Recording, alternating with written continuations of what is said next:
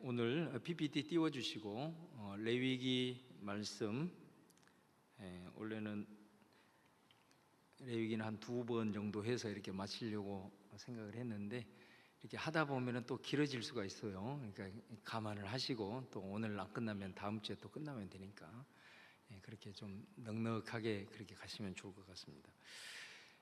우리 레위기 지난 시간에 구조를 좀 보았는데요. 레위기도 이제 두 부분으로 나뉜다. 1장에서부터 16장까지는 제사, 예배에 대해서, 17장에서 27장은 성화에 대해서, 이게 두 가지가 다 예배입니다. 그래서 1장 16장까지는 제사, 특별히 의식을 통해서 드려지는 예배, 그래서 우리 공동체로 모인다든지 순서가 정해져서 그 순서를 따라서 하나님 앞에 올려드리는 예배, 의식으로서의 예배, 특별히 여기에는 정결법이 포함이 되어 있습니다. 정결법이라고 하는 것은 이제 우리가 그 본문을 읽어 보시면 알겠지만 이게 무슨 예배와 상관이 있나 이렇게 생각할 수 있지만 우리가 이 정결법을 통해서 우리가 알 수 있는 것은 하나님 앞에 드려지는, 그러니까 레위기에서 제일 강조하는 예배는 흠 없는 제물로, 흠 있는 것은 절대로 하나님 앞에 제물로 드려지지 못한다. 이게 계속해서 이제 반복이 되는 말씀이거든요. 흠 없는 제물, 온전한 예배를 하나님 앞에 드려야 된다라는 그런 의미죠. 그래서 이 정결법이 그 속에 포함이 되어 있다 이렇게 보시고, 그 다음에 17장에서 27장은 성화, 다시 말하면 우리가 하나님 예배를 통해서 하나님을 만나고 또 그 만남이 계속해서 예배를 통해서 지속이 되면 이제 하나님과 교제가 이루어지는 것 아니겠습니까? 만남이 한 번으로만 만나는 게 아니잖아요. 예배 때마다 예수님을 만나야 될 줄로 믿습니다. 예배 때마다 우리 예수님, 또 성령님, 우리 하나님 만나야 됩니다. 그 만남을 우리는 지속이 되는 걸 교제라고 그러잖아요. 계속해서 교제하다 보면은 우리는 하나님을 닮게 되는 거죠. 하나님을 닮게 되는 거죠. 그러면 하나님을 닮은, 그래서 그 하나님의 성품을 닮고 또 하나님의 그 속성들을 이렇게 우리가 닮게 되면 우리가 삶의 현장으로 가서도 그런 하나님의 닮은 모습이 우리의 생활 속에서 또 우리의 인격 속에서, 이렇게 관계 속에서 나타나게 되겠죠. 이런 걸 성화라 그렇게 얘기를 하는 거죠. 그래서 17장에서 27장은 바로 우리가 삶의 현장에서 삶으로, 내 삶으로 드려지는 예배, 이걸 말하는 겁니다. 그래서 이 레위기는 이 예배에 대한 아주 중요한 가치, 다시 말하면 우리가 모여서 순서를 따라서 오직 하나님의 영광을 위해서 이렇게 찬양과 기도와 예물과 이런 걸 통해서 올려드리는 의식을 담은 이런 예배, 그리고 또 우리들의 삶의 현장에 이어서 하나님의 마음으로 또 하나님의 성품으로 또 하나님을 닮은 모습으로 우리들의 인격 속에서 드러나는, 바로 이것이 다 예배다. 그래서 예배는 삶이고 삶은 예배다. 이제 그런 유명한 명제가 나오게 되었죠. 그래서 거기 보시면은 레위기 19장 2절, 레위기의 중심 구절입니다. 같이 다시 한번 읽어보겠습니다. 시작.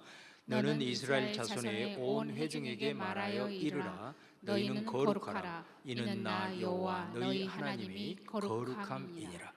우리가 거룩하신 그 하나님 앞에 예배하고 그 거룩하신 하나님을 늘 만나고 교제할 때 오늘 이 말씀처럼 우리도 하나님을 닮은 모습으로 그렇게 나아가라고 그렇게 명령하잖아요. 내가 거룩하니까 너희도 거룩하라고. 그래서 그 거룩한 삶으로 이어지는 것이다. 그래서 레위기는 구원받는 인간은 하나님을 예배하는 존재고 예배를 통해 하나님을 경험함으로 거룩하신 하나님을 닮아가도록 하는 성화의 신학이 레위기에는 담겨 있다. 그래서 제가 이제 이 말씀을 인용한 겁니다. 같이 한번 읽어볼까요? 한국교회는 시작. 한국교회는 구원받은 것을 강조하는 출애굽 신학은 있는데 장성한 사람으로 자라가야 할 책임과 사명을 강조하는 레위기의 성화 신학을 연결시키는 것이 부족하다. 그러니까 이제 우리 모두가 다 느낄 겁니다. 십자가가 많고 교회가 수없이 이렇게 세워졌지만은 지금 한국 교회의 어떤 사회적인 영향력이라든가 또 이런 부분들을 우리가 보면은 정말로 우리가 삶으로 드려야 되는 이 예배에 대한 이 성화 신학에 대한 그런 필요성들을 우리가 또 많이 이게 스스로가 다 깨달을 줄로 합니다. 그래서 오늘 이 레위기를 통해서 특별히 이런 부분들을 좀 우리가 많이 직시를 하고 같이 나가야 되겠다라는 생각이 듭니다. 자, 그 다음에 그러면 구체적으로 좀 핵심적인 몇 가지를 좀 살펴보도록 하겠습니다. 그 첫 번째는 레위기 제사입니다. 제사에는 레위기에는 5가지의 제사의 종류와 그 다음에 4가지의 제사 드리는 방법이 나와 있습니다. 자, 먼저 이걸 다 구체적으로 할 수는 없고 좀 핵심적인 내용만 여러분에게 좀 말씀드리고 나가겠습니다. 먼저 레위기 1장에 딱 가보면은 먼저 번제라고 하는 제사부터 나오게 되죠. 번제, 이거는 가장 대표적인 제사라고 할 수가 있습니다. 그리고 이 번제는 불로 태워서 드리는 제사입니다. 그러니까 이거는 남겨지지 않습니다. 그 제물을 온전히 하나님 앞에 태워서 그 제물은 그냥 재만 있는 것이고 하나님 앞에서는 그 태워드리는 향기가 하나님 앞에 올라가는 그런 의미입니다. 그래서 번제에는 우리가 10단계의 예배드리는 그 번제를 드리는 방식이 있거든요. 근데 그 10단계 중에서 아주 제일 중요한 순서가 뭐냐면 번제를 드리려고 할 때 번제 드리는 사람이 제물을 가져오죠. 그 제물에다가 제가 안수를 합니다. 이 안수는 2가지 의미가 있는데 하나는 동일시의 의미가 있습니다. 그러니까 내가 예를 들어 양이다 그러면 이 양과 나는 같습니다. 이 양은 곧 나입니다. 이런 의미를 가지고 있고 속죄제를 드리게 됐을 때 안수를 할 때는 그 안수는 전가의 의미가 있습니다. 그러니까 내 죄가 이 제물한테 전가가 되는 겁니다. 그래서 이 안수는 2가지 의미가 있는 거예요. 자, 그래서 이 번제는 이 제물은 나입니다. 그렇게 해서 이 제물이 온전히 각이 떠지고 가죽이 벗겨지고 그렇게 해서 하나님 앞에 싹 태워서 올려드리는 거죠. 그래서 이 번제가 가장 대표적인 제사인데 그러면 이 번제가 담고 있는 그 예배 정신은 뭐냐? 거기 나와 있는 대로 자기 부인입니다. 뭐라고요? 자기 부인. 그러니까 자기 부인이라는 것은 한마디로 쉽게 얘기를 하면은 우리 원로 목사님이 우리에게 설교하시고 이렇게 강조하는 그 메시지가 있잖아요. 많은 메시지가 있는데 저는 크게 2가지 이렇게 귀담아 듣고 제가 새기는 것이 있습니다. 그 첫 번째가 뭐냐면 너는 복이 될지라. 할렐루야. 예, 그거. 이거는 다 알죠. 하나는 여러분 뭐라고 생각하세요? 뭐라고 생각하세요? 바로 이게 번제 정신이거든요. 나는 죽고 예수님만 사는 것. 그것입니다. 이 자기 부인이라는 것은 나는 죽고 예수님이 사는 것입니다. 그리고 나는 없고 오직 예수님만 나타나는 것. 이게 번제 정신입니다. 그러니까 이 제물이 나잖아요. 내가 안수를 했기 때문에 동일해. 이 제물은 태워져서 흔적도 없습니다. 그런데 내가 태워짐으로써 올라가는 향기를 하나님이 받으십니다. 나는 없고 오직 나는 하나님이 기뻐 받으실 향기 되어서 하나님 앞에 올라갑니다.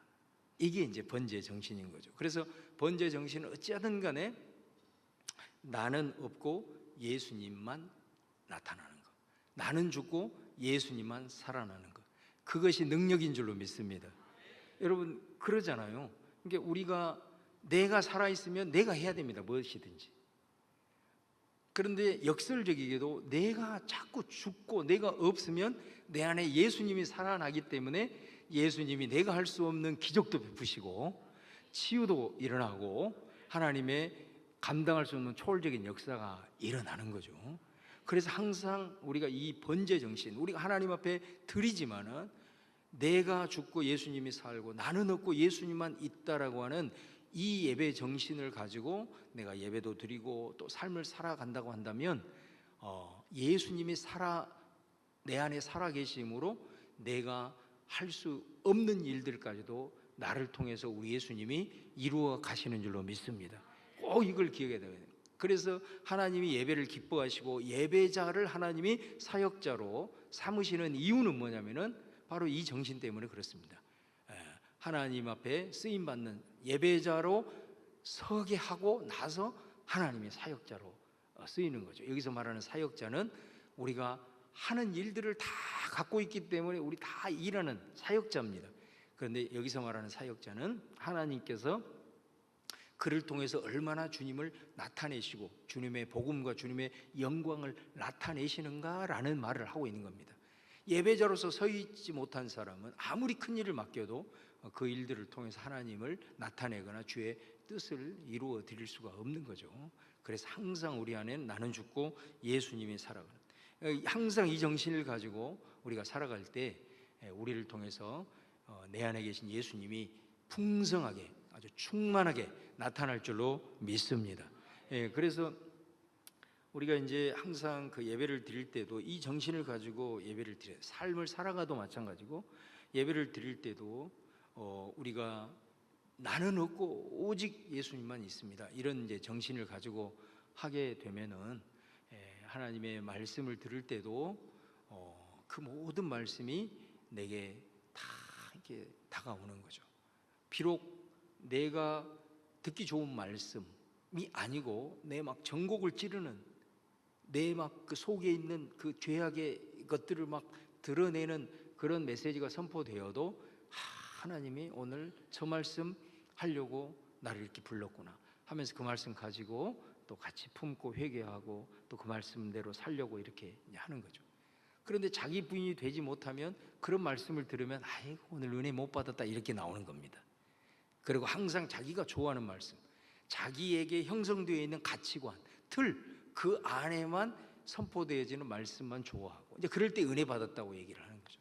그러니까 그런 거예요. 모든 것이 마찬가지예요. 이런 부분들이 예배를 드릴 때든 내 삶을 살아가든 간에 항상 이 자기 부인의 정신이 너무 가장 대표적인 예배 정신이다 라는 것을 우리가 꼭 기억을 해야 되고요. 그 다음에 두 번째가 이제 소재입니다. 이 소재는 한자가 힐소자, 힐소자. 그러니까 희다, 흰색 할 때 그런 그 한자를 쓰고 있어요. 왜 이 소재 힐소자를 쓰냐? 그거는 이 제사는 이 동물로 짐승으로 드리지 않고 곡식으로 드리기 때문에 피가 없는 제사. 그래서 피가 붓잖아요. 그래서 그 좀 반대적인 개념으로 힐소자를 써서 소재라고 하는 거예요. 오늘 우리가 봉독한 로마서 12장 1절에 보면은 하나님이 기뻐하시는 거룩한 산 제물로 드려라 할 때 이 제물이라는 단어가 소재입니다. 소재라는 이 단어를 헬라어로 번역한 단어가 너희 몸을 하나님이 기뻐하시는 거룩한 산 제물 할 때 이 제물은 소재를 가리킨다는 것을 좀 기억을 하시고요. 그러니까 이 소재는 어떤 거냐면은 그 이제 번제는 내 존재 자체를 완전히 죽이고 예수님만 나타나고 예수님만 살게 하는 이런 거지만, 소재는 그런 비슷한 의미지만 이거는 헌신의 의미를 담고 있어요. 헌신이라고 하는 것은 일을 하는 거잖아요. 그죠? 내가 뭔가를 하는 거거든요. 그 했을 때에 그것이 헌신이냐 아니냐. 소재는 이런 의미와 좀 관련이 있습니다. 그래서 우리가 이제 이 소재를 드릴 때는 방식이 그 곡식을 가져다가 그거를 이제 빠요. 이렇게 빨고 채로 거슬리고 해가지고 고운 가루만을 딱 만들어 가지고 그 고운 가루, 그러니까 그 고운 가루라는 게 뭐겠어요? 이 곡식이 어떤 형체도 남지 않는 거죠. 나는 존재 자체가 없는 거예요. 이제 나는 없는 거예요. 내가 한 거 없는 거예요. 이게 이제 헌신의 의미겠잖아요. 그렇게 해가지고 그 고운 가루만을 가지고 이제 밀가루 반죽을 이렇게 하는 거죠. 반죽을 해서 그걸 이제 화재 구워서 이제 굽게 됩니다. 자, 굽게 될 때에 거기에 보면 첨가할 것이 있고 첨가하지 말아야 될 것이 있어요. 자, 거기에 뭐를 첨가를 하냐?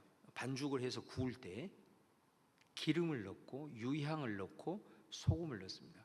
이렇게 구우면은 맛있을까요? 안 맛있을까요? 잘 모르겠어요. 아니, 기름 딱 바르고 향도 넣고 소금 탁탁탁 치고 그러면은 맛있겠잖아요. 고소하니. 여러분들은 달아야만 맛있는 거라고 생각을 하시는. 고소하니 얼마나 맛있겠어요. 자,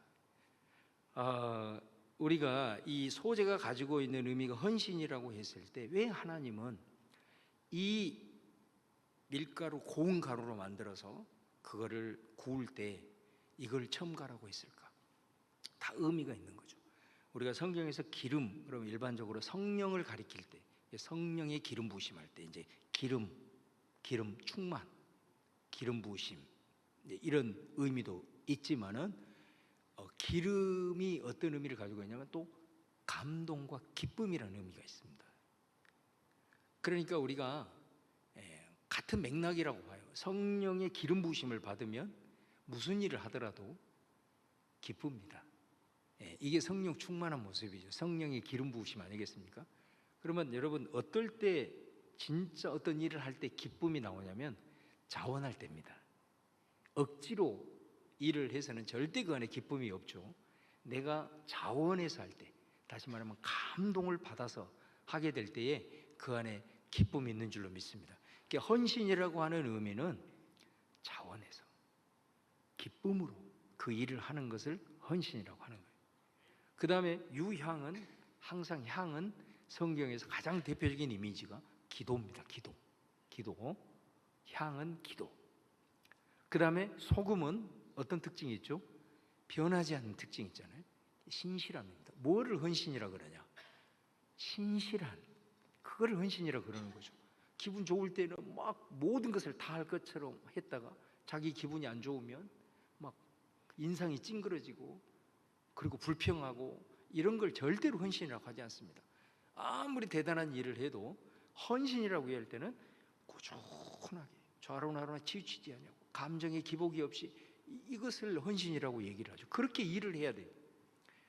그걸 헌신이라고 하는 거예요. 자, 저는 이 세 가지를 보면서 우리가 감동과 기쁨이 있고 신실한 이런 헌신의 모습을 위해서 중요한 것이 뭐냐면 기도예요. 기도.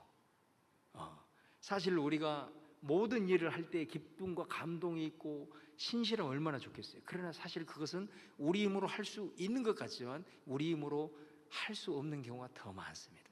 하나님께서 우리들의 마음과 생각을 지켜주셔야만 신실할 수 있고, 또 성령님께서 때를 따라서 우리에게 감동을 주셔야만이 그곳에서 자원함과 기쁨이 넘칠 줄로 믿습니다.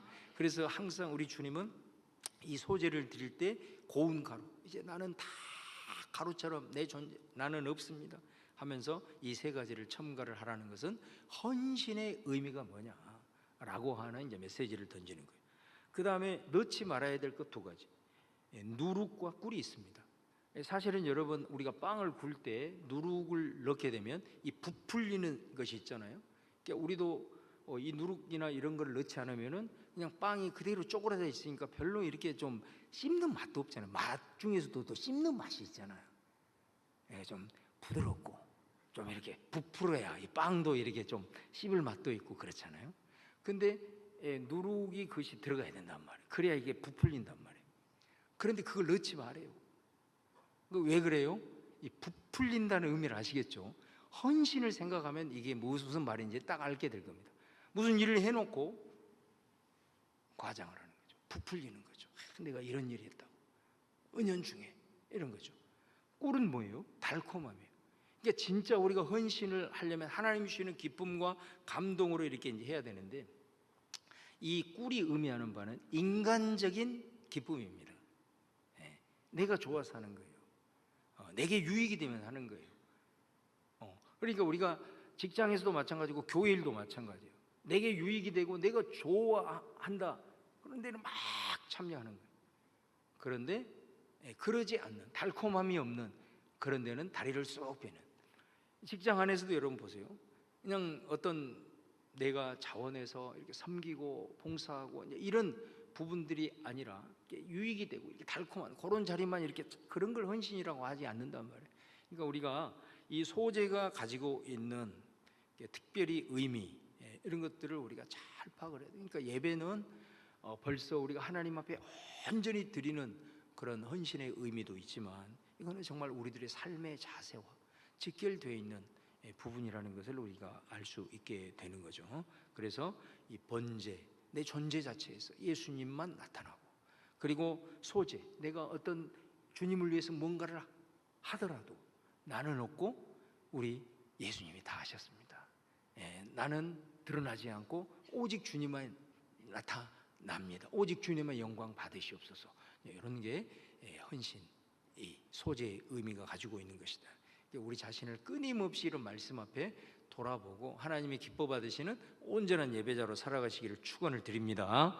그다음에 세 번째는 화목제예요. 자, 화목제는 이제 어떤 의미를 담고 있냐면 아주 중요한 의미 중에 하나가 뭐냐면 이 화목제가 가지고 있는 예배 정신은 나눔이라고 그랬습니다. 나눔.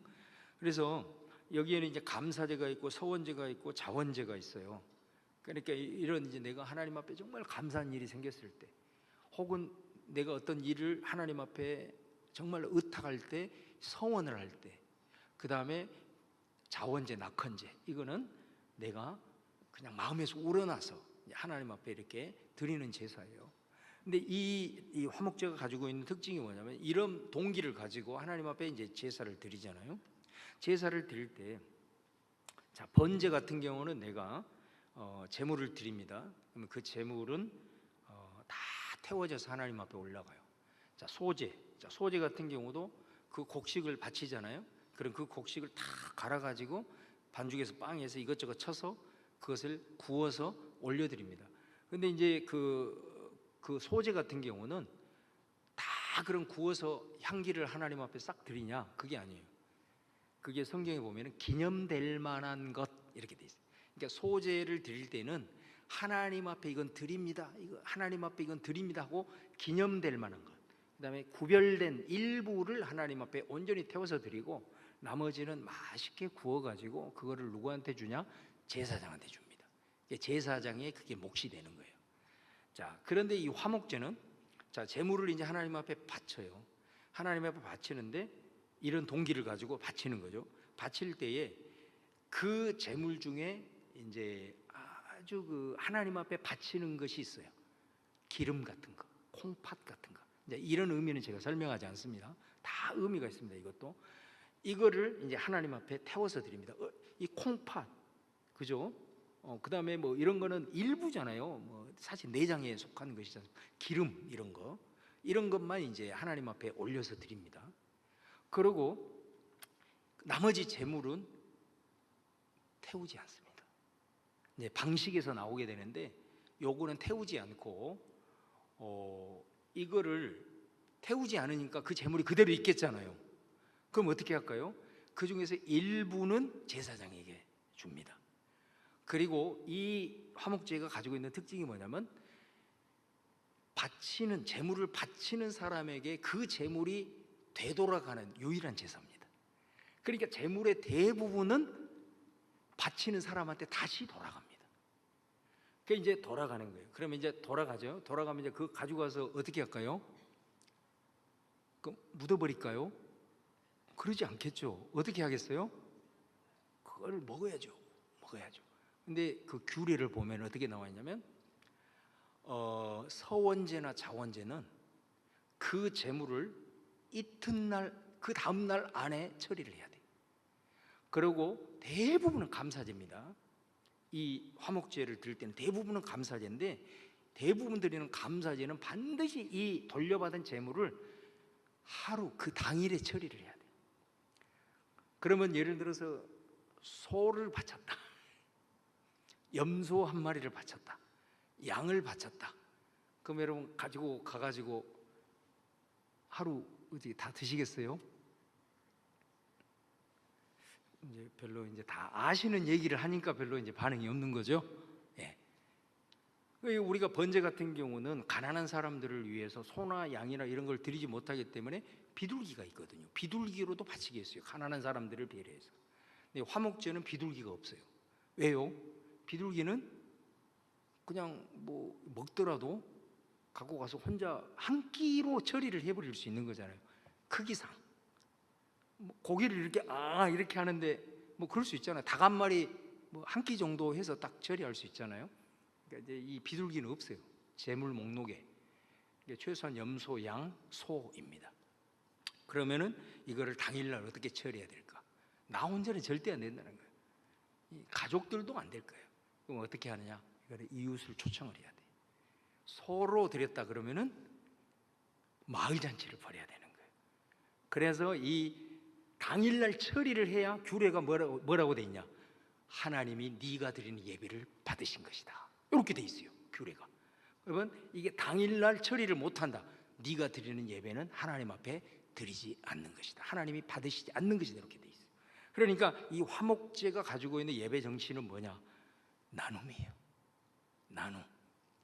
그러니까 이거는 하나님 앞에 우리가 콩팥이나 뭐 기름이나 이런 거를 드리기도 하지만 그 다음에 그 재물의 대부분은 나누라는 거죠. 그러니까 우리가 삶에서 이웃과 나누고 내 것을 가지고 베풀고 내 시간을 들여 혹은 내 재능을 가지고 또 내 이 물질을 가지고 반드시 우리들의 삶에 조그마한 것이라도 내가 할 수 있는 영역에서 나눠야 됩니다. 대가 없이. 그것이 화목제 정신이에요. 하나님께 드리는 예배에 있어서 매우 중요한 부분이다 라는 것을 여러분 꼭 기억할 수 있기를 바랍니다. 그래서 하나님 앞에 참된 예배자는, 온전한 예배자는 이 5가지의 제사가 가지고 있는 정신을 잘 기억하고 살아갈 때, 특별히 이 화목제 정신, 대가 없이 베풀고 나눌 수 있는 부분들이 반드시 우리들의 삶에, 그리스도인의 삶에 있어야 된다라는 걸 이제 말씀을 하고 있는 거죠. 그래서 여러분 예를 들면 이런 거잖아요. 우리가 그 주보에 보면은 오병이어의 뭐 예를 들어서 그 후원하신 분들이 있잖아요. 우리가 그거에 대해서 부정적으로 생각할 수도 있어요. 그런데 그렇게 생각하지 마시고 그것을 딱 보면은 이분은 이번 주간에 반드시 하나님 앞에 감사의 제목이 응답이 됐구나. 하나님 앞에 뭔가가 감사 제목이 있는 거예요.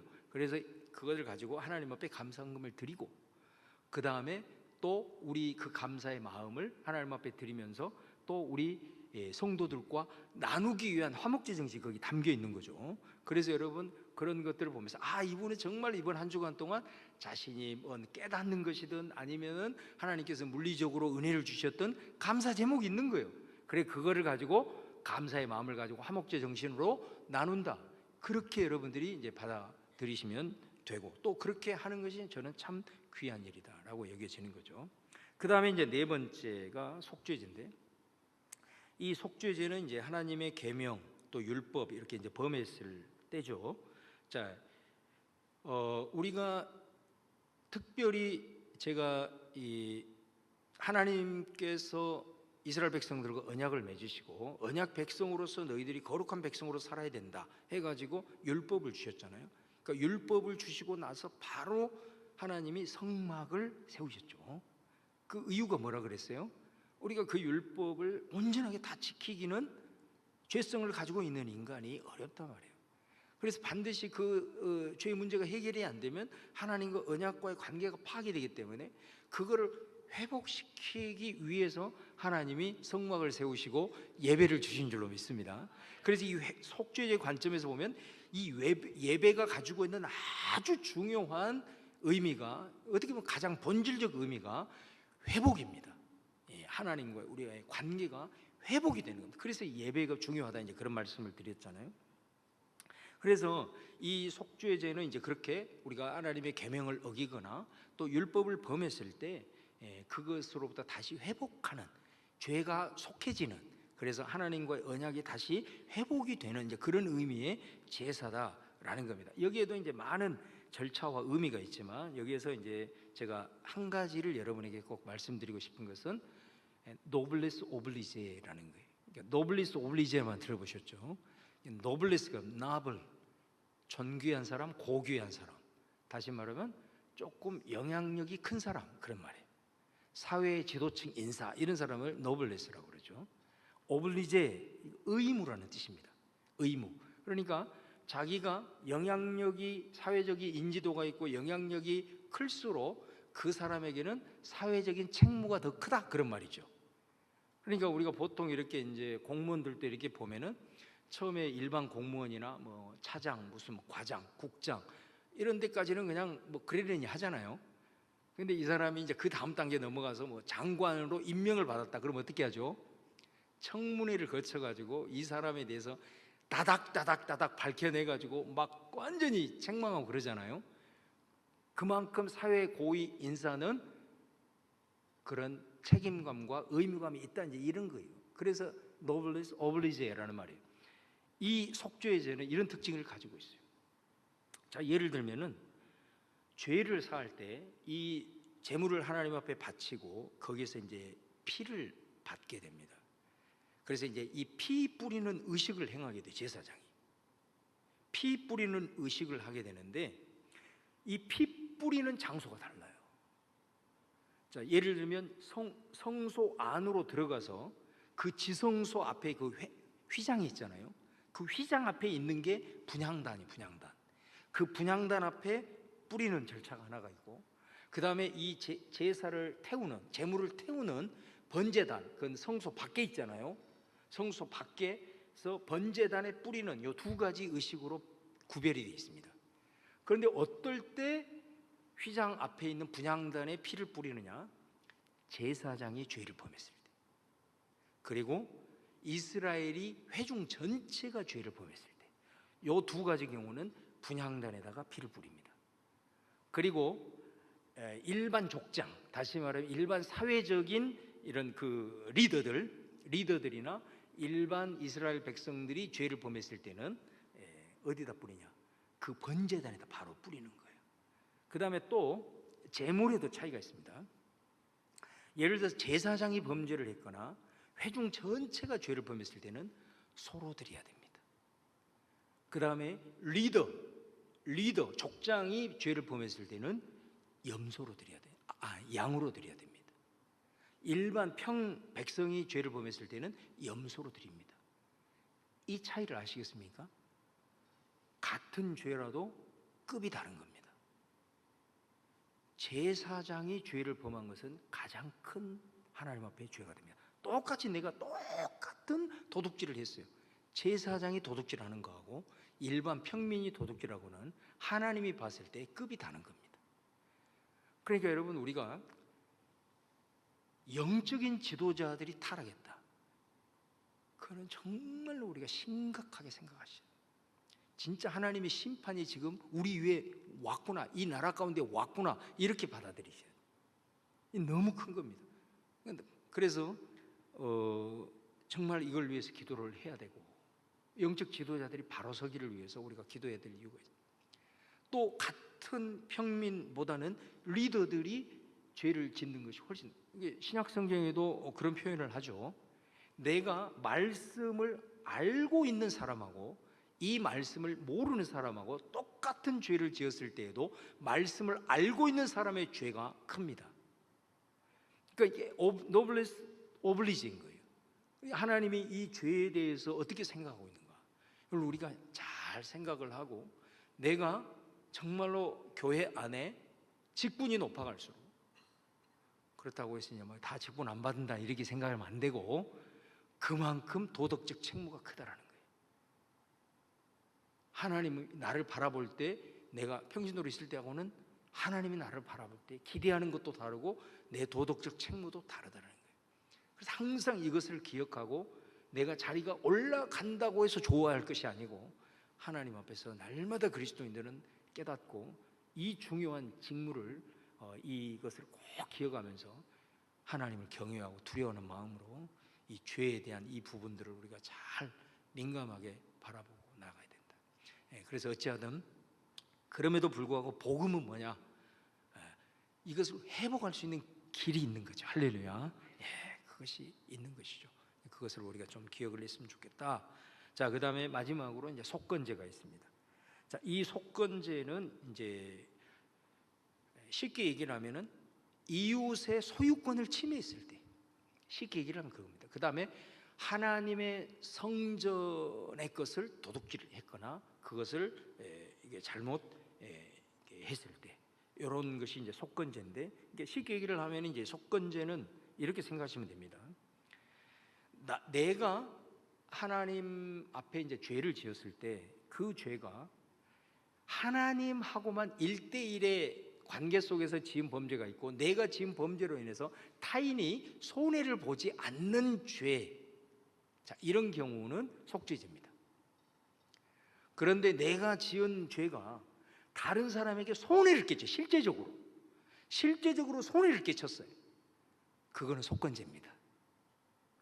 자, 그런데 속죄죄는 하나님 앞에 제사를 그렇게 드리면 되는 거예요. 근데 이 속건죄는 하나님 앞에 내가 죄를 고백했다고 해서 그 죄가 용서되는 게 아닙니다.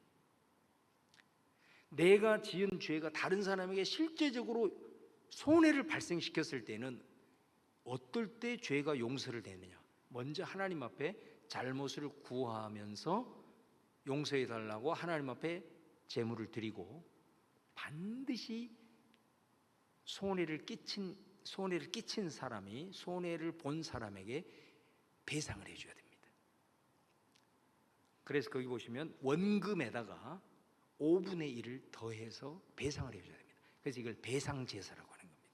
그러니까 이거를 이제 해석을 해봤을 때, 이거는 관계를 통해서 내 하는 행위가 다른 사람에게 손해를 끼쳤을 때는 하나님 앞에 죄를 회개한다고 해서 끝나는 게 아니고, 반드시 그 사람에게 물질의 손해를 끼쳤다거나 보상을 반드시 해줘야 되고, 아니면 그 사람에게 용서를 구해서 용서를 받아야 됩니다. 그러니까 용서를 이제 받는 것은 그 사람이고, 반드시 용서를 구해야 됩니다. 이것까지 가야 용서가 되는 겁니다. 이걸 꼭 기억을 하셔야 돼요. 어떤 사람은 이런 관계적인 범죄를 통해서 이거를 간과해버리는 사람이 있습니다.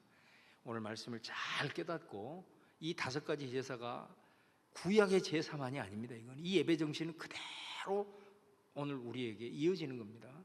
여러분 꼭 기억을 하시고 이렇게 해야 돼요. 자, 예를 들어서 신약 성경에 보면 속건제사의 대표가 누구냐? 바로 삭개오입니다. 삭개오가 예수님을 만나서 변화가 되죠. 어떻게 변화되죠? 예수님을 만나면서 뭐라고 얘기하냐면, 주님, 이제부터 내가 내 재산의 반을 팔아서 기부하겠습니다. 가난한 사람들 위해서 주겠습니다. 왜 그랬을까요? 그게 회개예요. 세리였기 때문에 착취를 많이 한 거죠. 자기가 했던 잘못을 아는 거예요. 내가 재산을 이렇게 많이 형성한 것은 백성들을 착취를 했기 때문입니다. 그래서 그걸 사죄하는 거예요. 그래서 반을 팔아서 가난한 사람 주겠다, 이런 말이죠. 그 다음에 앞으로 내가 이런 죄를 범하면, 원래는 원금에다가 5분의 1을 더해서 주는 거자 그랬잖아요. 삭개오는 4배를 더 상대방에게 주겠습니다, 이렇게 합니다. 그러니까 이 속건제 예배 정신의 대표자는 바로 삭개오입니다, 신약 성경에서. 그래서 여러분들이 이 속건제는 항상 우리가 삶을 살아가면서 단순히 어떤 그 물질적인 것만이 아니라, 예를 들어서 이런 거죠. 자, 그리스도인이 이게 삶을 살아가다가 우리는 어찌하든 믿지 않는 사람들을 잘 이렇게 인도해서 예수님을 믿게 해야 되잖아요. 사실 그것이 굉장히 우리 중요한 사명이잖아요. 그런데 그 사람과의 관계 속에서 나로 인하여 이 사람이 복음의 문에서 더 닫혀버려요. 그건 정말 심각한 거 아니겠습니까? 그런 거예요. 이런 경우 많습니다, 의외로. 그러니까 우리가 항상 이 속건제의 자리는 거기 나와 있는 대로 채무자의 자리예요. 그래, 나는 항상 내가 알게 모르게 이웃에게 이런 것도 끼칠 수 있고, 그걸 다 생각날 수는 없는 거예요. 그렇다고 내가 생각 안 나고 잊어버리는 것들도 수없이 많은데, 그것 생각 안 나는 거 그러면 용서 못 받나? 이렇게 생각할 수 있죠. 그래서 채무자의 자리인 거예요. 그러니까 항상 우리 그리스도인들은, 말씀을 통해서 깨달은 사람들은 내 말 한마디, 내 행동 하나가 다른 사람에게 내가 의식하지 못할 정도의 어떤 부분을 통해서 손해를 끼치거나 또 여러 가지 정신적으로 이런 경우가 있을 수 있거든요.